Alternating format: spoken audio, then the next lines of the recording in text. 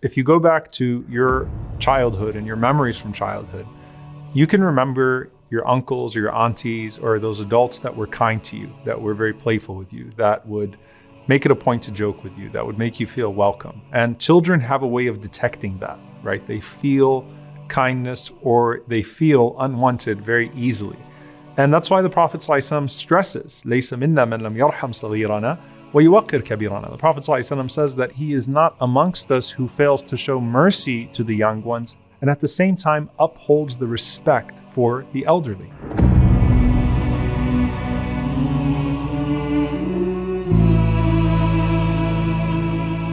And Anas ibn Malik radiallahu ta'ala anhu says, I never saw anyone more merciful with children than the Prophet sallallahu alaihi wasallam. I mean, when you brought your children around the Prophet sallallahu alaihi wasallam, he would do everything but ignore them. He would play with them sallallahu alaihi wasallam.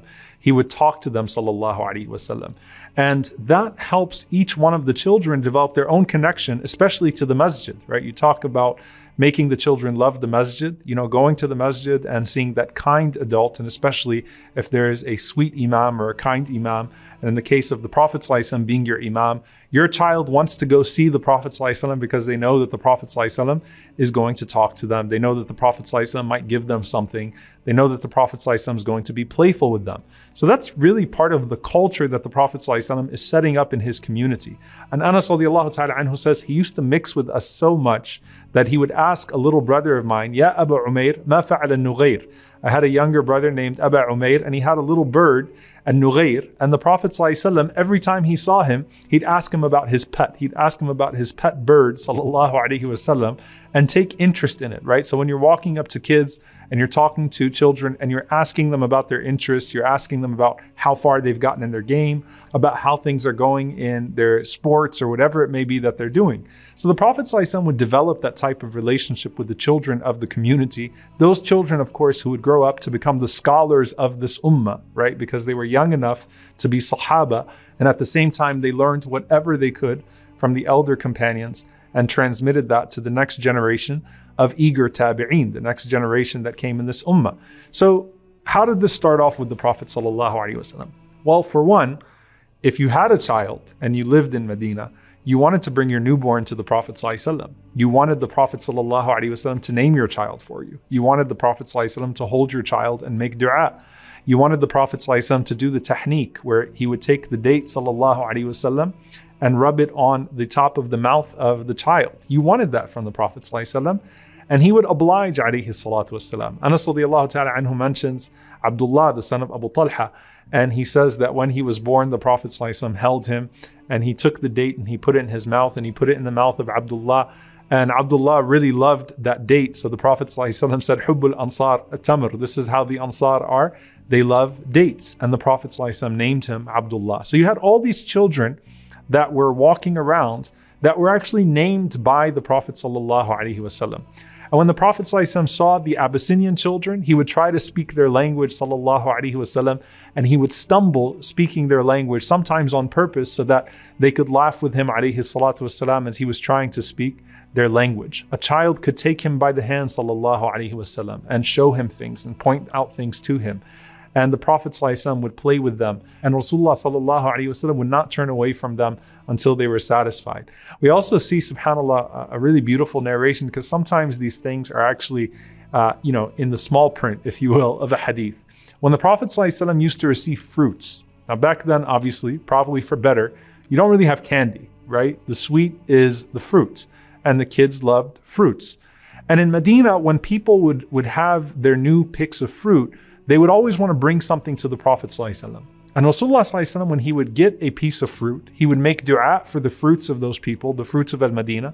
And then the Prophet ﷺ would do what? He'd look to the smallest child in sight, he'd call that child over, and he'd give them the fruit, alayhi salatu wasalam. So that was like his way of giving candy, sallallahu alayhi wasallam, to the children of the ummah. And this was his habit, alayhi salatu wasalam, even as people would prefer the Prophet sallallahu alayhi wasallam with those sweet fruits.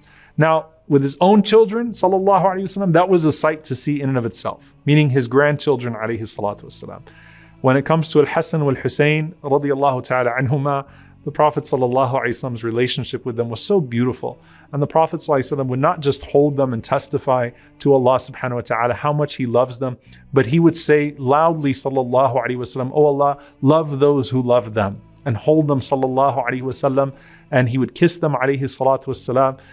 Fatima radiallahu ta'ala anha, she mentions when the Prophet ﷺ used to visit the house and he'd call out, "Atamma luka', where's the little one at? Where's the little one at?" And he means, sallallahu alayhi wasallam, "Atamma luka'," he means, sallallahu alayhi wasallam, al-Hasan radiallahu ta'ala anhu, bring him out to me. And the Prophet ﷺ would put in his own cloak, alayhi salatu wassalam, al-Hasan and al-Husayn and Usama ibn Zayd and Zainab and Umama. He would put all of his grandchildren, alayhi salatu wassalam, under his cloak, and he would hold them close and he would make dua. And this was a sight that was changing the culture of Al-Madinah. There was a man that once saw the Prophet ﷺ throwing Al-Hasan wal-Husayn and kissing them and hugging them, and he said, "I have 10 of them and I never kissed any of them. Like, this is not normal. You know, we're men, we're not supposed to kiss our children." And the Prophet ﷺ said, "What can I do about a man who has no mercy? You know, whoever does not show mercy will not have mercy shown to them." So the Prophet ﷺ said, this is part of rahmah, this is part of mercy that we show to these children. And the Prophet ﷺ especially paid attention to those orphans, to those children that were deprived of that love. The Prophet ﷺ would go out of his way to be that figure to those orphans that didn't have the love of a father, because he ﷺ did not have that love himself. He grew up without that. And he said, sallallahu alaihi wasallam, the best house is the one in which orphans are treated well, and the worst house is the one in which orphans are treated poorly.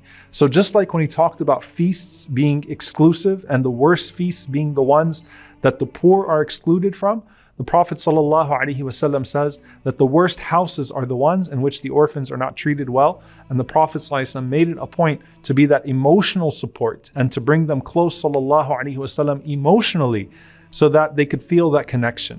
And that's why he told Abu Darda radiallahu ta'ala anhu, he said, do you want your heart to be softened? Do you want to find that your things will be provided for you in life? He says, أَدْنِ الْيَتِيمَ مِنْكَ, bring the orphan close to you. وَامْسَحْ بِرَأْسِهِ وَأَطْعِمْهُ مِنْ طَعَامِكَ, and caress his hair and feed him from what you eat. And he said, Wallahi, it will soften your heart and it will fulfill your needs. So the Prophet ﷺ would go out and he would bring the aitam, he'd bring the orphans to his own home, sallallahu alaihi wasallam. He would walk with them. And because they were so subject to exploitation, the Prophet ﷺ would not just play with them, but he would intercede for them for any issue that they had, sallallahu alaihi wasallam. So he pays special attention to children as a whole in the ummah, and he pays even closer attention, sallallahu alaihi wasallam, to those children that were not getting to live like the children around them. صلوا عليه صلوا عليه صلى الله عليه وسلم.